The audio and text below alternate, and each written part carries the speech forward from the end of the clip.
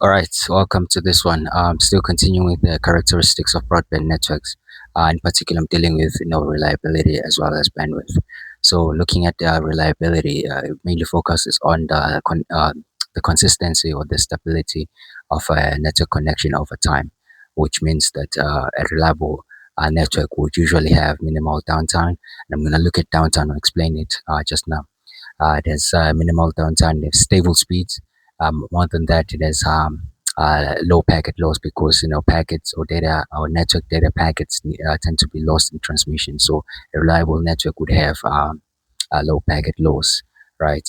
And when you consider stable connection, any stable broadband network usually maintains consistent consistent speed, and it avoids having frequent disconnections from the network, as well as it can handle um, multiple users simultaneously. That would be a stable broadband network, right?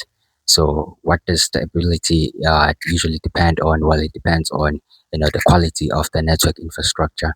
It depends on the maintenance of the network, how often and how is it maintained, as well as how traffic is managed. So it depends on the proper traffic management of the network, right? So that would be how stable the network would be, right? Depending on how the network is maintained over time, or the quality of the infrastructure that is used, as well as the management of traffic through the different networks, right? And when you consider minimal downtime, right? Remember, downtime would be the period or periods during which a network is usually unavailable, right? So during those times when it's unavailable, you have downtime, right, or out of service.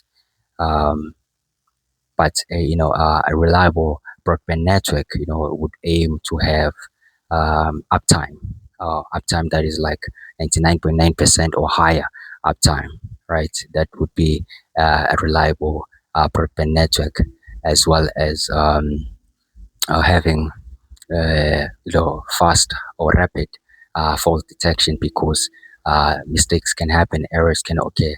So there needs to be a rapid fault detection, as well as fast restoration of services, right? So businesses usually depend on near continuous connectivity, right? So you need to have for businesses, it's important to always have stable connections, right? So they depend on that near continuous connectivity, right? And they're often redundant network path, because things can fail over time. The network structure can fail over time. A lot of things can happen, so you need redundant network paths. Why redundancy? Because redundancy usually improves. It improves reliability. Remember, we're looking at how reliable broadband networks can be over time, right? So when you consider redundancy, that improves the reliability of a network. And usually a redundant system would include backups, right? Such as you would have backup servers in the data center. You would have multiple data centers. You would not rely on a single data center, but you'd have multiple data centers as well.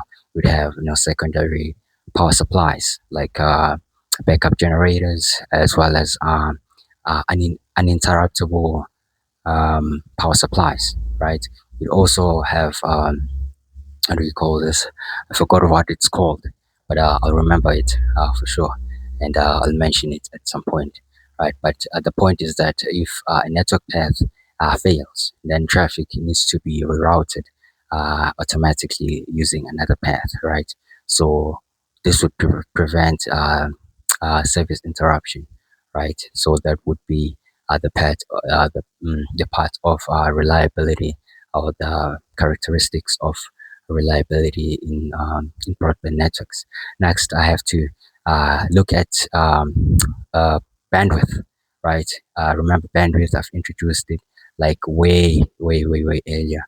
uh, I think it's the second video where I started talking about or introducing bandwidth. Now, bandwidth, and another way to explain it would be the maximum amount of data that can be transmitted over a network, right? Which means it determines how much, basically, how much information can flow simultaneously all at the same time, right? So, as we explain bandwidth, it would be the amount of data which is transmitted per second.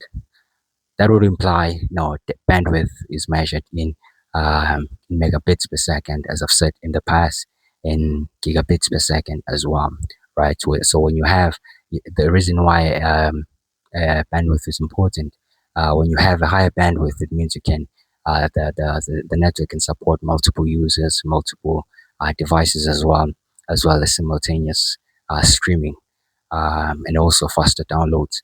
Remember, um, when it came to higher bandwidth, it was important to especially with, what do you call this? When I compared submarine cables to satellites, that submarine cables actually have a higher bandwidth compared to satellite, and that's the technical advantage that they have, right? And that would imply that or the reason why submarine cables, they transmit over 95% of international internet traffic is for this reason of higher bandwidth, right? So you get all these things, multiple users, simultaneous streaming, as well as faster downloads, right? So you can think of bandwidth as like the width of a pipe, right? So the wider the pipe, that means more water can flow, and in this case, water would be data or information.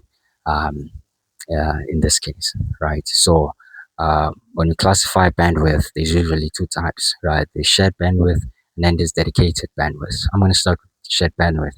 The shared bandwidth is usually used in networks like cable networks or cable internet, as well as many wireless networks like cellular networks, including 4G, 5G, and so on, satellite internet, as well as Wi-Fi, right? So it's usually used in those instances, which would mean that multiple users usually share whatever available capacity is there, or they have to share the bandwidth. That's why it's called shared bandwidth. There, the users have to share the total available capacity, and that has an effect on or an impact on speed, because speed or data rates rather may drop during peak times or peak usage times. So you would imagine a neighborhood full of users of multiple users sharing the same cable infrastructure, right? So that would be shared bandwidth. And then when it comes to dedicated bandwidth, that's different, right? That's usually used in like in at least fiber lines, right? You'd have, let's say, one user could be an individual, could be a business, and so on. That user, the particular user, would have guaranteed capacity or guaranteed bandwidth, I understand, which also affects speed in a sense that speed would just remain consistent regardless of other users, right? So that would be the critical difference between shared bandwidth and dedicated bandwidth. And this type of bandwidth, this dedicated bandwidth, is often used by businesses in order for them to carry out critical operations, because they they cannot afford to have slow networks or slow connections, right? I'm going to continue with more characteristics of broadband networks. See you next time. Thank you.